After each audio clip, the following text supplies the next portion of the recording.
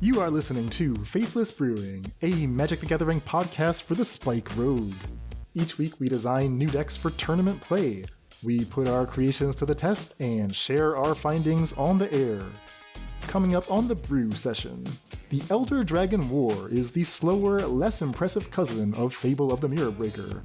But sometimes 4 Fables just isn't enough. What can we do with 8 red sagas? Then on the Flashback, testing results with Haughty Djinn. That's all coming up on Faithless Brewing. Thanks for listening and enjoy the show.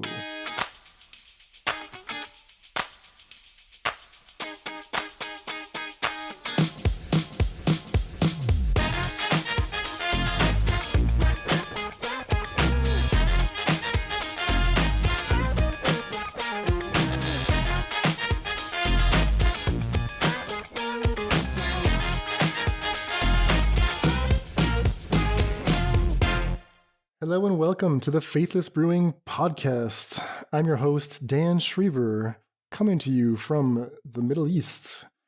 I'm joined today from Buenos Aires. You know him as More Delight. It's Emmy Sagasti. Emmy, welcome. Hey Dan, it's still weird for me to hear you say you're coming from the Middle East. Like, I'm so used to just being like north of me. Like straight up north and you're like diagonally opposite. I'm half a world away. It's so sad. But actually probably in like the same distance from you that I always was. Pretty likely it's the same... Actually, no, I think you might be like borderline one of the most farthest away as you can. Oh, really? Where were you from, like, before you moved? Like, what state? North Carolina. Yeah, I guess it's probably farther. I think it's probably further, but I don't think by much. At least not in like a straight up travel. Oh, so it's 3k kilometers more, according to Google. You went from 9,000 kilometers away, which from you beautiful Imperial System guys who refuse to use anything appropriate for physics or chemistry, is 5,500 miles. And you went 7,000 miles away. Why would you use miles and feet instead of meters and centimeters? Eludes me. But that's not what we're here for. We're not here for me to laugh at the lousy Imperial system. We're here to discuss brewing. That is allegedly our purpose here today. And what a card we've chosen. We're a few weeks into... No, that's not true.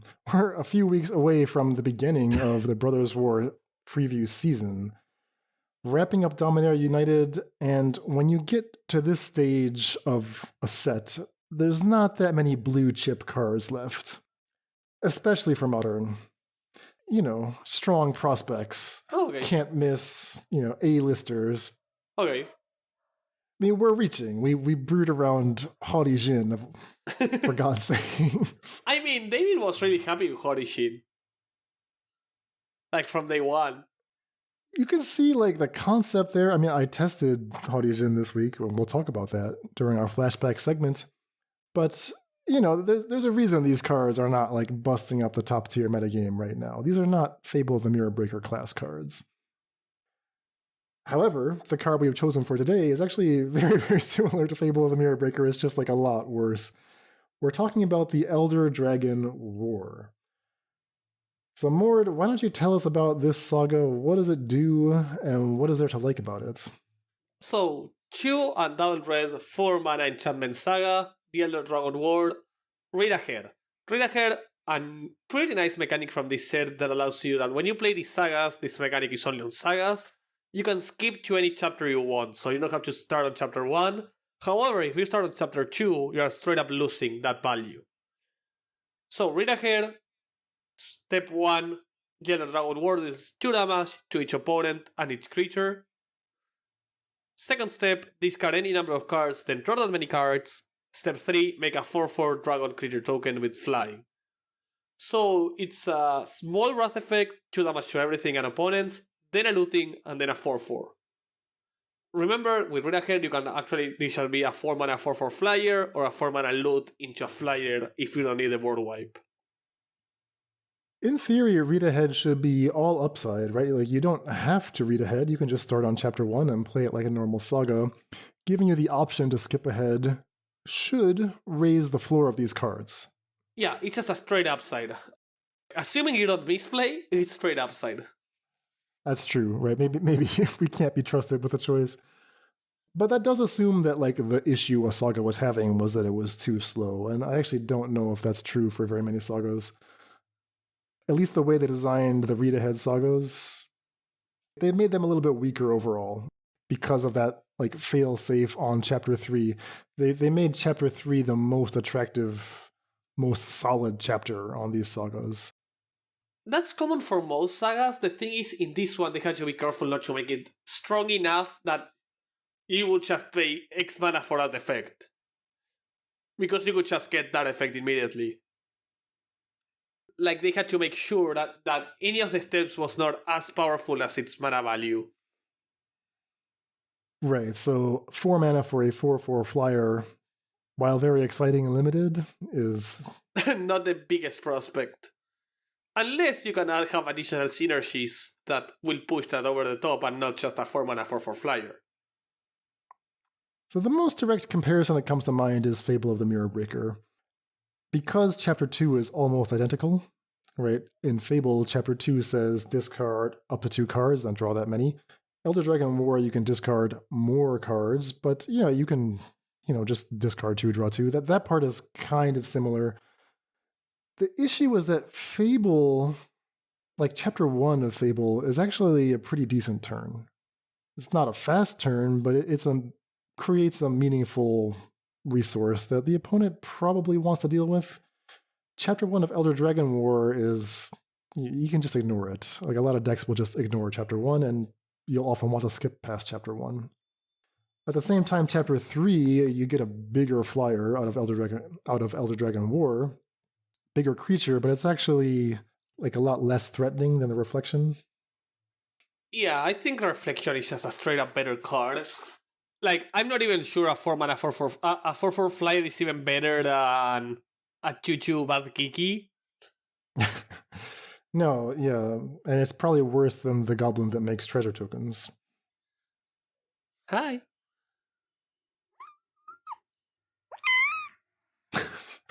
Sorry, we're getting the kitten's opinion on the topic. Because it's that or allowing them to piss on my cables. You are a menace. A tiny little menace. What does this kitten think? Should we ever play Elder Dragon War instead of Fable? Is it just extra copies of Fable? Answer. Give us the answers we need. Why are you so calm? You're being held sideways, you know that. Why is he so chill about this? There we go. Well said, well said. Hi, kitty. So, don't piss my cables. Or you're going down the window. The other day I started cleaning around my computer and I found everything was kind of sticky and I almost went on a kitty slaughter pathway. Oh no. The lives of those kitties flashed before their eyes. They heard me screaming and all ran to the other room and I was like, good choice, kitties. Good choice.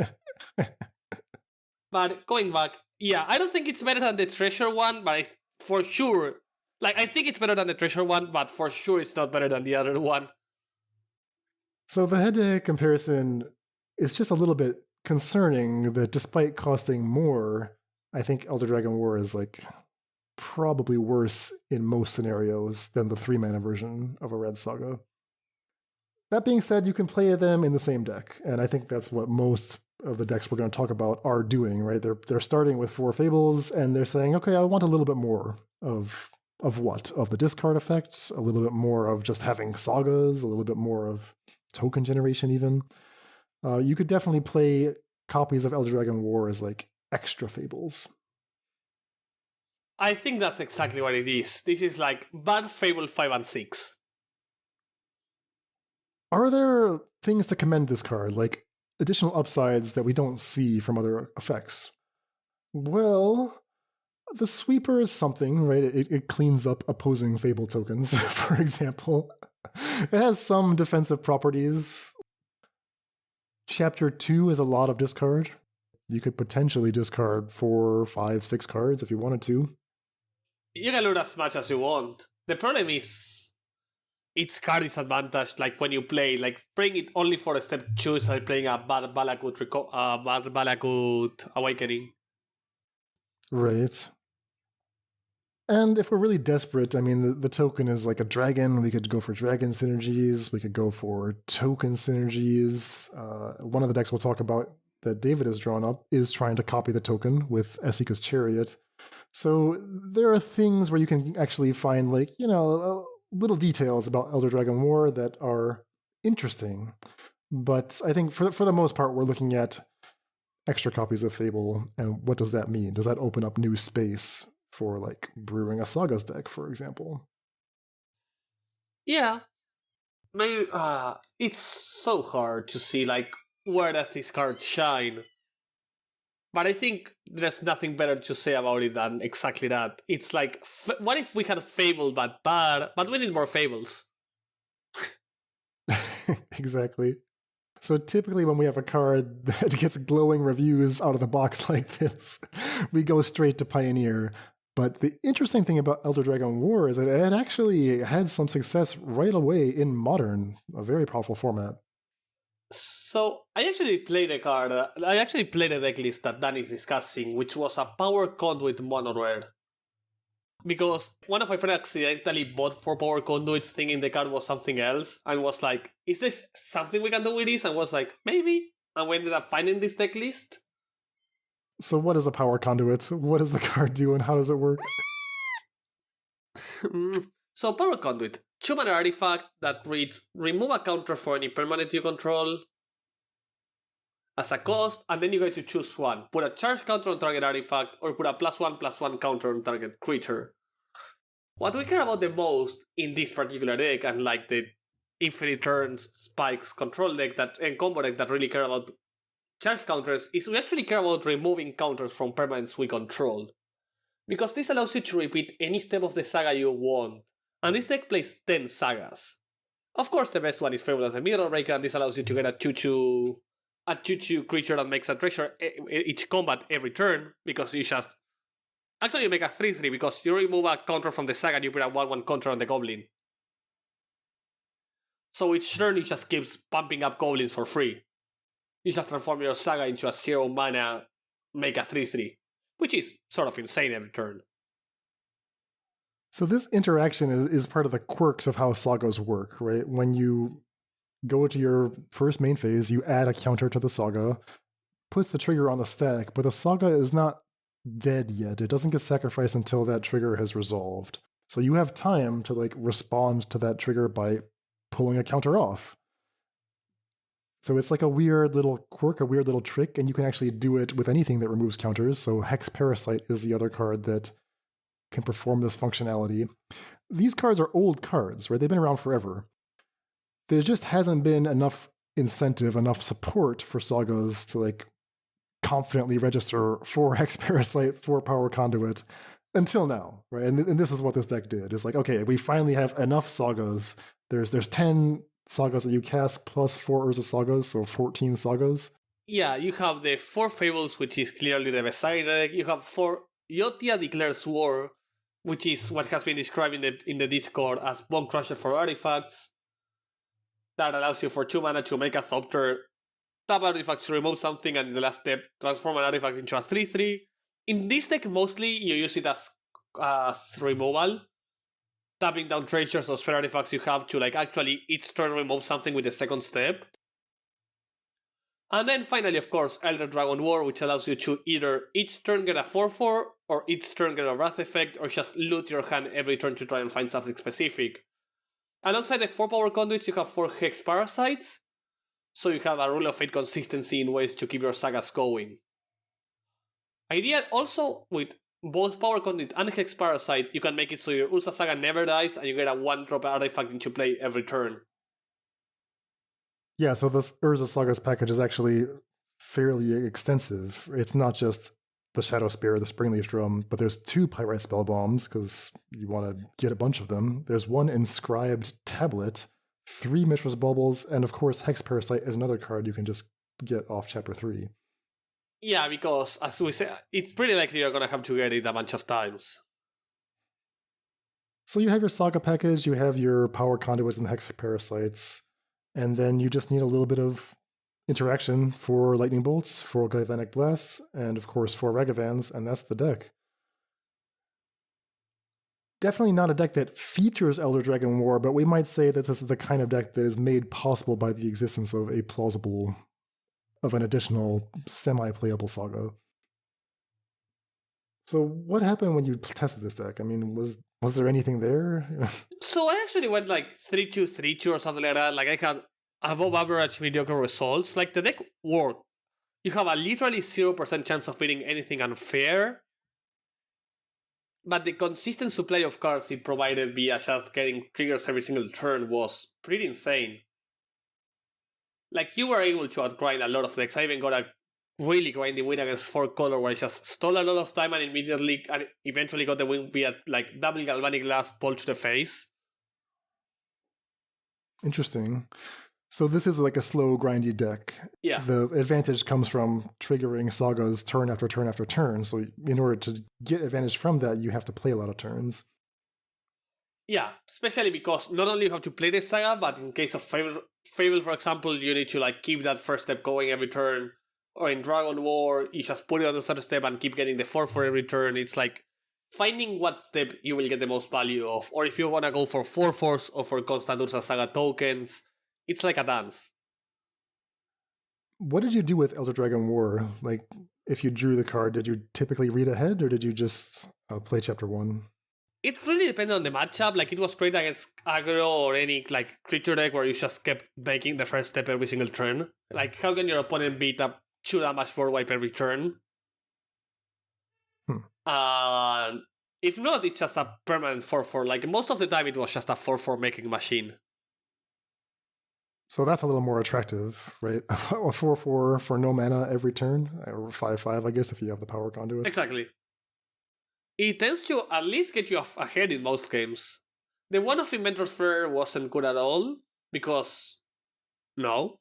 But the deck was fun. Did what it had to. So did you feel like this is like the prototype of a deck that could become more powerful as more Sagas are printed? I think so. The thing is, being mono-red gives you an advantage that bringing Blood Moon against the Ursa Sagas is not a good plan because they suck against everything else. So being in mono-red was a big advantage, and I don't think I'm willing to lose that. So they have to be red Sagas as well.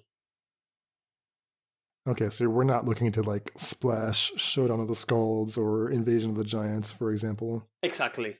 I think that keeping yourself in mono red is what makes this deck pretty good. Your mana base just works even if you have 4 Ursa Saga.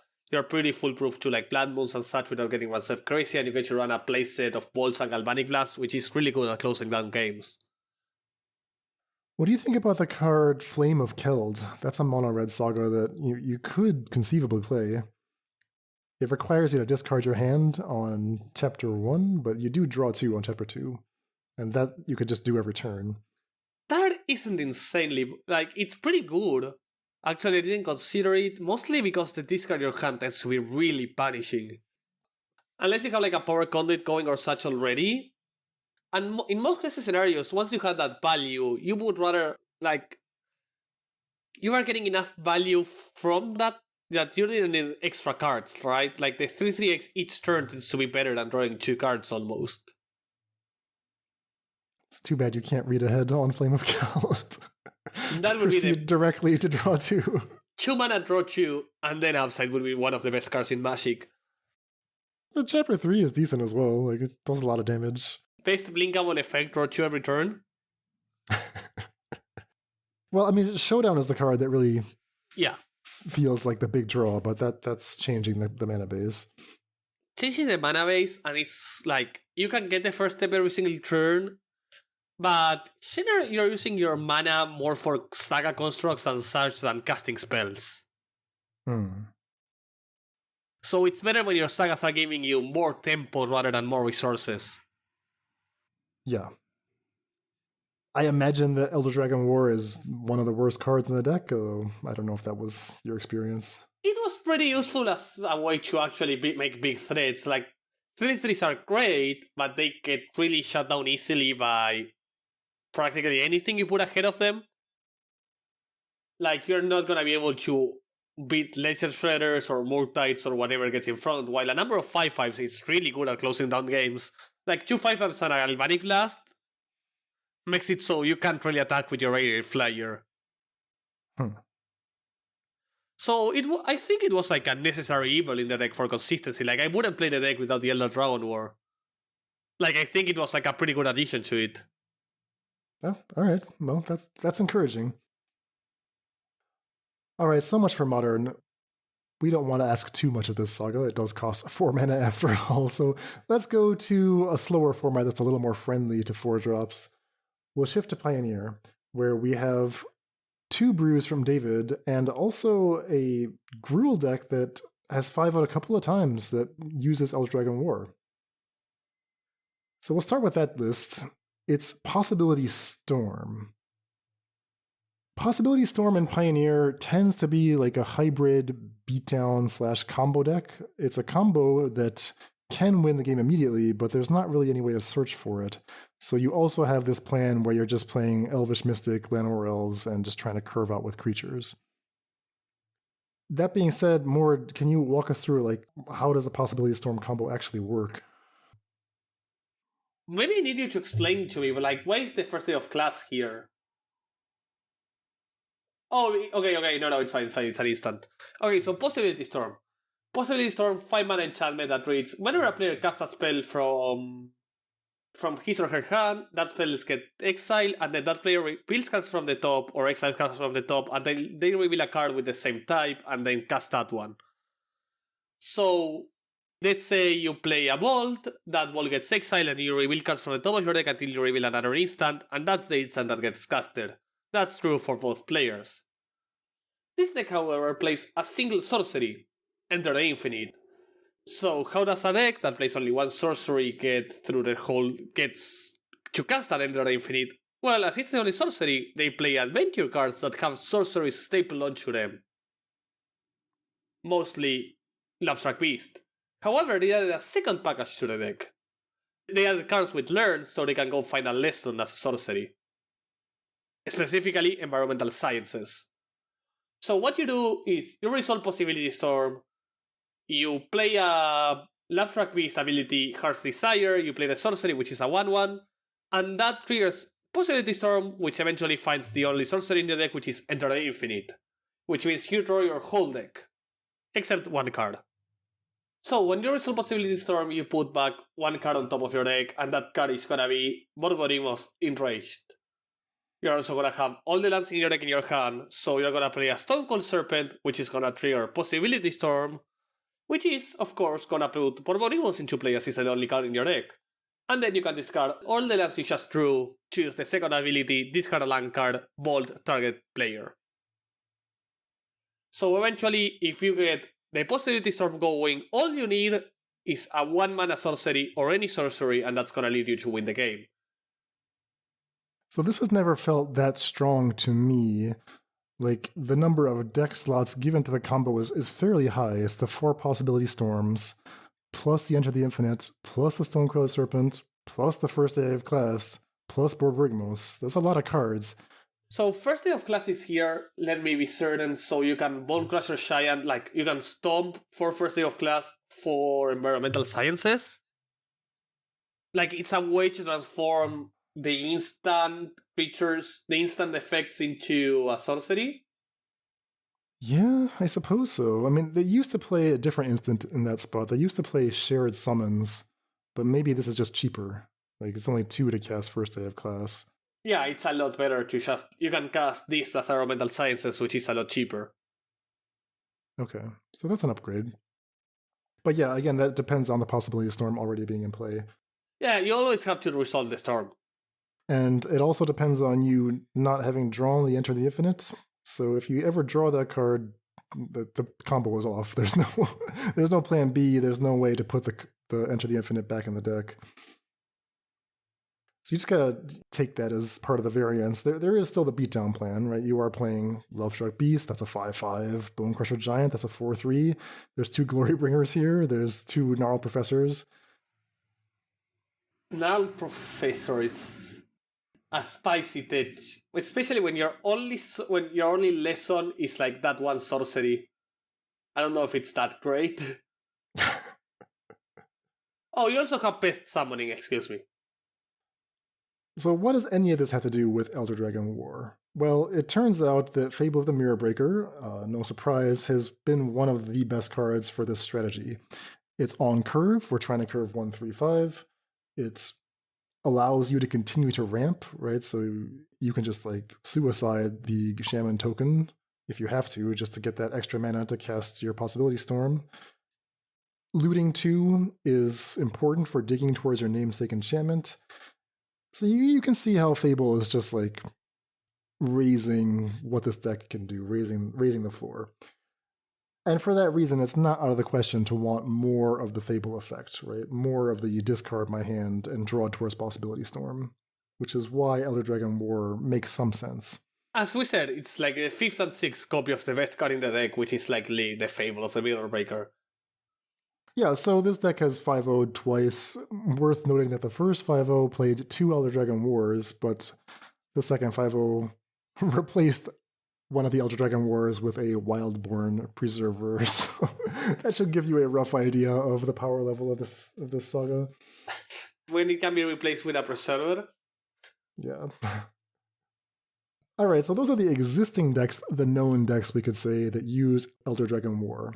But that's not why we're here, right? We're here to brew, we're here to explore the unexplored space.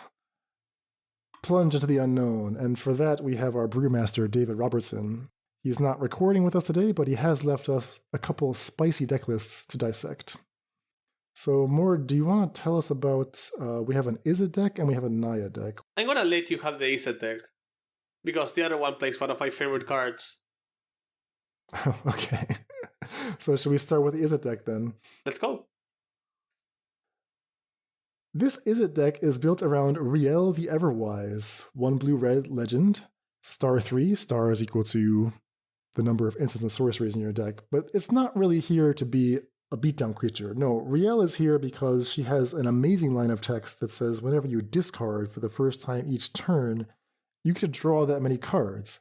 So if you're resolving Chapter 2 on Fable of the Mirror Breaker, if Rielle is in play, you'll discard 2, draw 2, and then draw 2 more.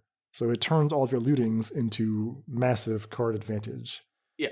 This is so powerful that, you just gotta go looking through, okay, what cards are somewhat playable and involve discarding.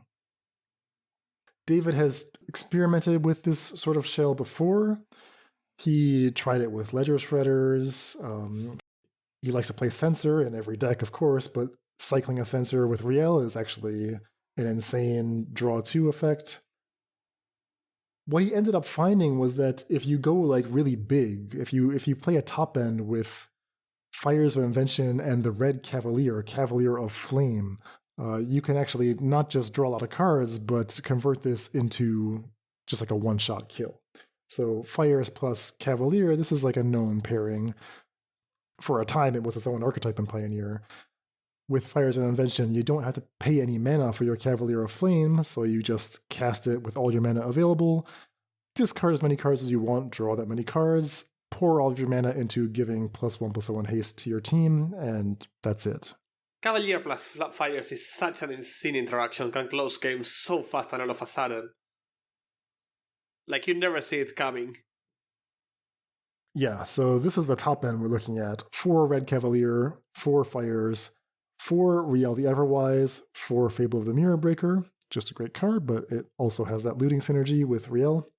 4 Censors, again, an early play that has some looting synergies. But we still don't quite have enough, right? We have not hit critical mass of discard effects. So this is where Elder Dragon War comes in. David is playing the full 4 copies. Here, because we're like a little bit of a slower deck, right? We're pretty top heavy.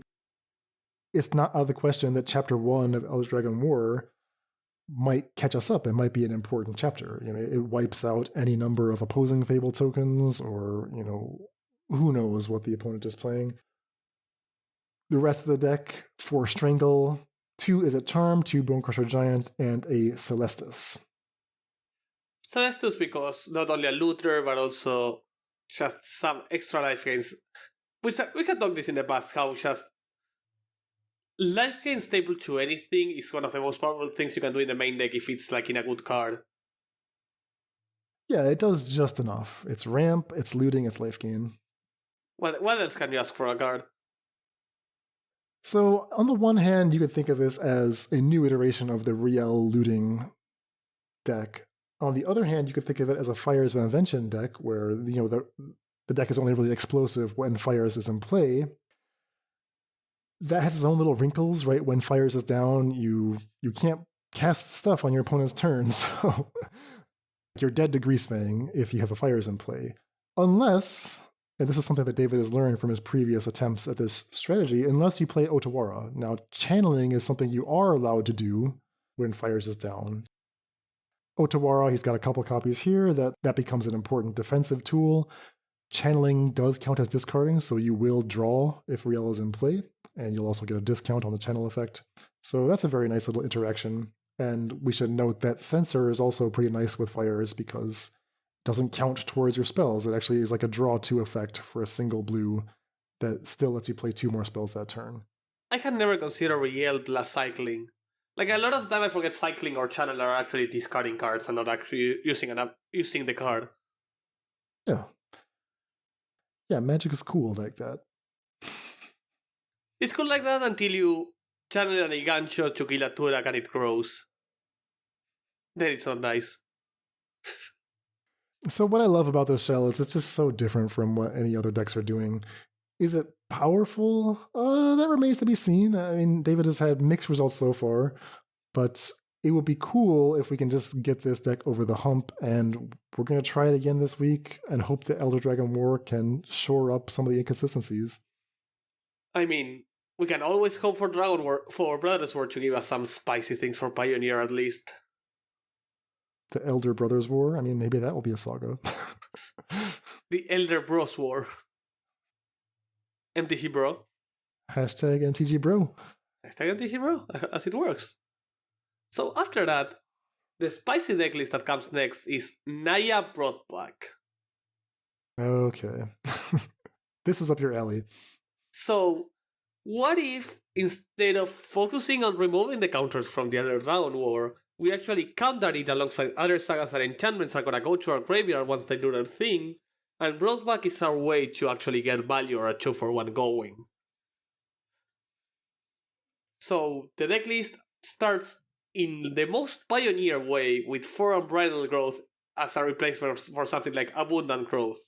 Unbridled Growth is a card that reads, Enchanted Land has adult mana of any color, so it literally the same effect as Abundant Growth, but instead of drawing on ETB, you sacrifice it to draw a card. Which means it works amazingly with the best card in the deck brought back, which is double white instant from M20. Choose up to 2 target permanent cards in your graveyard that were put there from the battlefield this turn, return them to the battlefield tapped.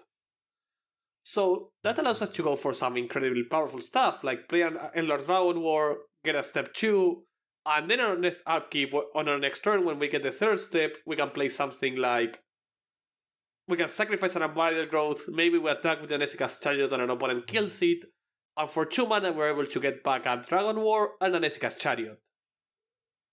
Which is like 8 mana worth of stuff for only 2 mana distance speed. This is fascinating. So it's really taking advantage of permanents that sacrifice themselves or put themselves in the graveyard on command. And the read-ahead capability of Elder Dragon War means, yeah, if you need to sync it up so that it's dying on the same turn as a different saga, you have a little more control over that. But you also have Unbridled Growth. You can just crack that. It's almost like a Pioneer Mishra's Bubble in that sense. Cody's Briefcase works in the same way. Yeah, although that feels like... It nets you a 1-1. Yeah, it is here as a 4 of, I think, partly to just help with the curve. Fixes colors, gets you to your 4-drops better, but it's not that strong of a card. So what does the deck fit? So we're talking about 4 Elder Dragon War, 1 Showdown of the Skulls, which is a card that we know works amazingly well with brought back. Getting back a Showdown of the Skulls is the equivalent of 2 mana draw 4, which is insane. 4 Fable of the Mirror Breaker because Fable is gonna die, and getting it back is always great. Like, a lot of the time what's gonna happen is something like you play a turn 3 Fable, and in turn 5 when it flips, opponent bolts it or something, and you can just sacrifice your growth and brought back Fable plus growth. So you have a 2-mana Fable of the Mirror Breaker that also draw you a card. Alongside that, you have 2 of a Saga that I think, I'm not sure it's powerful enough for this deck, which is Battle for Bredagard. What does that do? So, first step makes a 1-1 human, second step makes a 1-1 elf, and third step doubles all your tokens, I think? Sorry, doubles all your tokens with different names. So you have a 1-1 human and 1-1 elf, so this is 3 mana, make 4 1-1s, but it also gets you an additional cat from Ezekiel's Chariot, an additional dragon for a Dragon War, an additional goblin from Fable, or an additional citizen from Courtier's Briefcase. Gosh, I mean, that's very clever, but... I'm not sure it's powerful enough, but I love that he went through the effort of making all the tokens different. We have dragon, goblin, human, elf, citizen, cat. Love it. That's pretty cool. Alongside that, the creatures, we have 3 Renegade Rallier, a card that works super well with both Courtier Briefcase and Unbridled Growth. Scavenging Ooze, I'm not sure why. In the notes, David says that, I mean, Ooze is just powerful against the metagame. It will eat removal and then come back from the Renegade Rallier. That's the hope, at least. But yeah, it's perhaps a nod to the fact that all this nonsense we're doing takes a long time and we have to, like, not die in the meantime. And 1 Kami of Transscience. 2 mana, 2 to trample. Whenever you cast an enchantment spell, it gets a counter. And at the beginning of each step, if an enchantment went to the graveyard, you may return this from your hand, from your graveyard.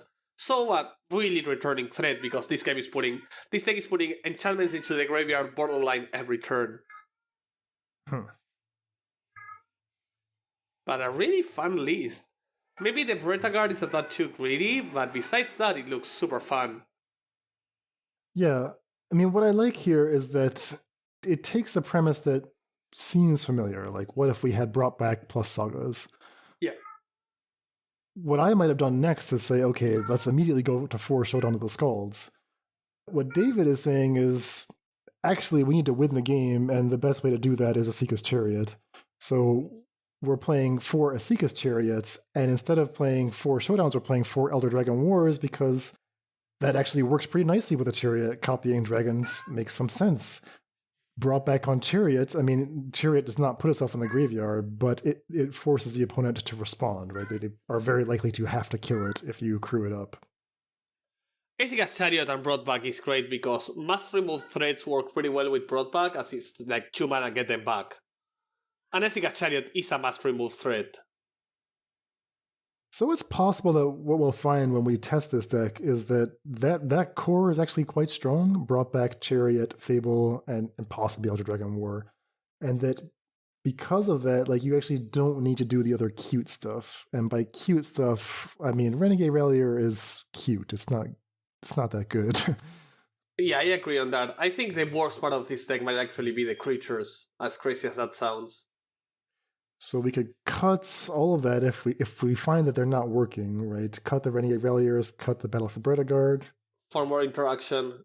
Yeah, more interaction. And yeah, just rely on the Sagas to win. We're only playing the 4-hole, running 4 Strangle alongside that the Sagas doesn't seem insane. I agree. Yeah, so this is a deck to test. It's just an initial concept. There's other cards that we could play. David has a list here of cards that he considered. Didn't put them in this draft. Serra Paragon looks spicy, especially with Fable. Also, Fable works around Paragon. You get to recast it because it exiles itself, so it loses the exile clause. True. So you can keep getting it back. Same with Rallier, but I don't think you want to be running Rallier. Shaxis, I don't know why he would love. What is Reckless Stormseeker? A 3-drop that gives haste? Yeah, so Jaxis is the Blitz creature that can copy something and give it Blitz. Reckless Stormseeker is a much more aggressive card, right? It's a 3-drop werewolf. Each combat step, you can give something haste and +1/+0. And we've seen this actually paired with Asika's Chariot and Sky Sovereign in that really interesting Gruul deck that we talked about last week or 2 weeks ago. I mean, Asika's Chariot with haste is borderline unfair, it serves a function of getting them dead in a way that... It's really good at killing your opponent. Yeah, in a way that our decks often are not when we're just messing around with synergies. We really are bad at killing our opponents. The other day, I went to play Wizards at an FNM, and everybody was asking me the same. Amy, how are you planning to winning games? And I always gave the same answer with a straight face. And I always said, Lightning Bolt is a win condition. And everybody laughed at that until I started playing against a friend of ours. Like, we all know each other, we're like 20 players. And I was playing against this Scapeshift player, and I was like, I managed to look at their hand through a surgical effect, and I said, you are locked. Because they are a friend of mine, like, they trust me. When I say they are locked, they are locked. I know they are locked. I know I have won that game.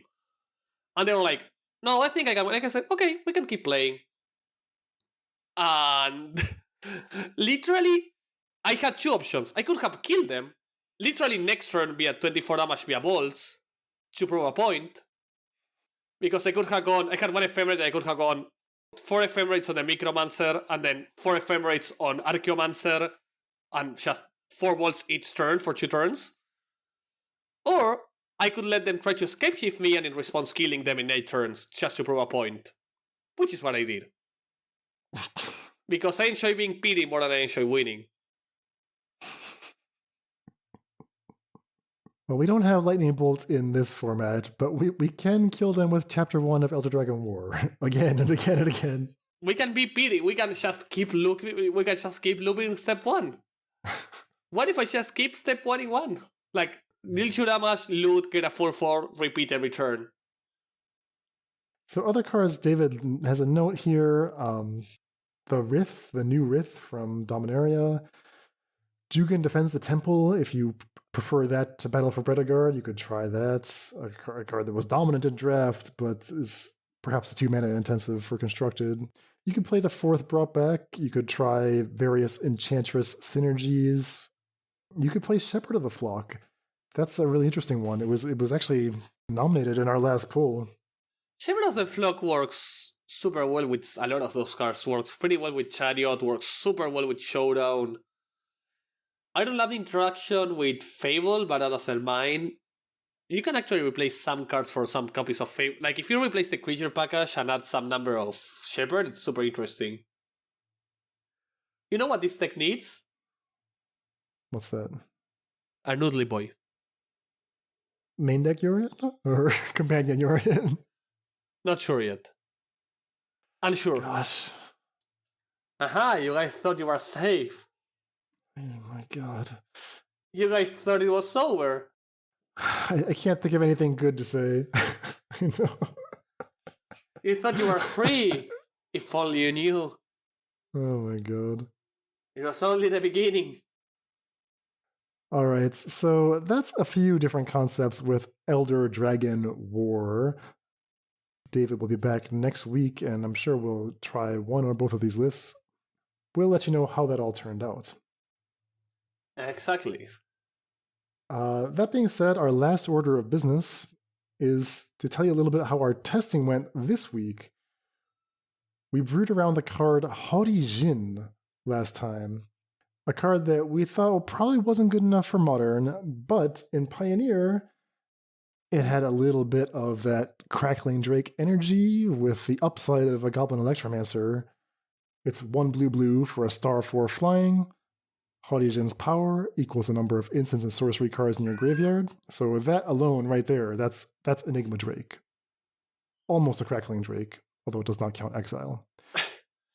And doesn't draw a card. But who's counting? I mean, sure. What's the difference between Solitude and Path to Exile? Just a land to your opponent, but who's counting? On top of all that, you get static cost reduction. All of your instants and sorceries are 1 generic mana cheaper. So, we want to play this with a bunch of spells. Let's start with Izzet colors. This was a theory, at least. David had a couple of concepts, and the interaction that he was really interested in was, imagine that on turn 4, I play my Haughty Djinn, I have 1 mana up, and that 1 mana is already enough to cast Lofty Denial. Lofty Denial with a flyer is like a super mana leak, and you can cast it for just 1 mana with Haughty Djinn in play.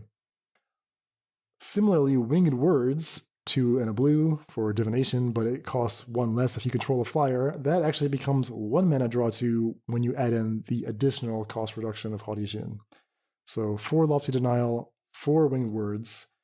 We need some flyers, so we have 4 Haughty Djinn, 4 Crackling Drake, 4 Ledger Shredders, and a couple Sprite Dragons just to get the flyer count a little bit higher. Various spells, consider Opts, Strangle, Fiery Impulse, the Cheeky Censor, and a Kazul's Fury. Good old Kazul's Fury. Exactly. Well, you have the 4 Crackling Drakes and the Haughty Djinn, so you actually have a decent chance of pulling off that Splinter Fling, if we want to call it that. So while this all sounds like a plausible pile of cards, it's worth keeping in mind what we are not playing. We are not playing any Delve spells, and this is because Haughty Djinn does not count exile. It's one of the trickiest parts of the card, right? Like, you want to grow its power. To do that, you're going to fill your graveyard, and then you have this beautiful resource, a graveyard full of spells that you're just not going to use. Right? You're not going to play Treasure Cruise because you don't want to shrink the Haughty Djinn. Yeah. Is that right? Is that wrong? I'm not totally sure, but we had to just try it and find out. The theory was like, okay, if the opponent is going to bring in Unlicensed Hearst, if the opponent's going to bring in Go Blanks, I don't want to be completely screwed. I don't want to have my Treasure Cruise stranded. So there's some argument for like, okay, playing Haughty Djinn and Winged Words instead gives me a little protection against that. But how did that go? In the end. Asking the tough questions today, Mord. In the end, I'm going straight for the nerve. Were you not satisfied with the theory behind the deck? You actually want me to put this to the test? I mean, you could lie to me and tell me you didn't test it. Gosh. So here's what happened. I played a league with this deck, and the first 4 rounds, I won game 1 in convincing fashion. All 4 rounds. When you win game 1, like, it just sets your expectations like so high. Like, you're feeling good. You're like, yes, I got him. Right? This deck is great. But I didn't win the match. Right? Like, so I won the first round against Rakdos Midrange. Always a promising start. Lost the next 2 rounds against Abzan, Greasefang, and Lotus Fields. And again, like, you win game 1, and you're like, okay, and now I bring in my interaction, and I should be able to win one of the next 2 games. But it felt like the deck was getting worse after sideboarding. That could just be a question of like, it's not that tuned yet. But I also felt like it was much easier for the opponents to pick apart what I was trying to do than it was for me to interact with them. Like, this is, at the end of the day, it's a little bit more high variance than it is Izzet spells deck would typically be. It's a little more synergy based. So I can't like pinpoint the reason I lost those matches. Like, I thought I was going to win and then I just lost, and that was a little bit disappointing. Like, you're ahead, but the deck just wasn't able to get the win. Yeah, it's like the deck felt like it was like a little underpowered. Okay. Round 4, I did win round 4. So 2-2, and at this point I played, 4 exhausting 3-game sets in a row. So it was fitting that the round 5 was just like on the draw against Mono Red, completely blown out in 2 quick games. Mono Red seems really hard for this sort of like grindy 2-for-1 decks. So we ended up 2-3 on the whole, played a lot of games with it, got a lot of data. The Haughty Djinn was pretty good, but the opportunity cost, we should say, was much too high. And I think it really comes down to Winged Words and Lofty Denial. These are not good cards. Lofty Denial has a role in a Spirits deck. This is not a Spirits deck. This is an Izzet deck, and you don't see like the successful Izzet Phoenix or Izzet Drake decks leaning into counter magic, right? They play card draw and they play cheap removal. Like, that's what Izzet is good at. Lofty Denial and Winged Words, like, they're okay. Like, you can, like, I definitely did all the things we talked about. Like, I cast them for 1 mana some of the time. Like, I also paid full price for them some of the time when I didn't have my synergies set up. They're just like not as good as the cards whose spots they took. Yeah, I find it, thinking of replacing Treasure Cruise seems like unbelievable. Right. And it's not just that we think Winged Words is better than Treasure Cruise, it's that we also don't want to delve the graveyard away. So you can see how this is all connected, right? Like once you commit to Haughty Djinn, you can talk yourself into not playing delve spells, but the overall package was a little bit higher variance and not necessarily any more powerful than just like pieces of the puzzle, Treasure Cruise, and not playing Haughty Djinn. Yeah, Haughty Djinn just does too much when the fact they weren't willing to give it the or in exile clause makes it so much weaker. Yeah, I mean, the Go Blank thing happened several times. Graveyard Trespasser happened several times, so... Trespasser seems like such a beating. I mean, it's not a complete disaster, right? Having a Djinn on 0 power or even on 2 power is still a meaningful blocker. So the game continued, but it wasn't like the slam dunk threat that... we hoped. Yeah. It was worth testing. Like, this went about as I expected. I think the list could have been tuned up a little bit. Like, the mana actually gets kind of tough. Like, when you're really demanding to have blue for the Djinn, and then another blue, so you can do that turn 4 line. Now it's like, okay, every mountain, every Sekenzan becomes painful. So I would actually probably play a couple more dual lands in the deck if I was going to try it again.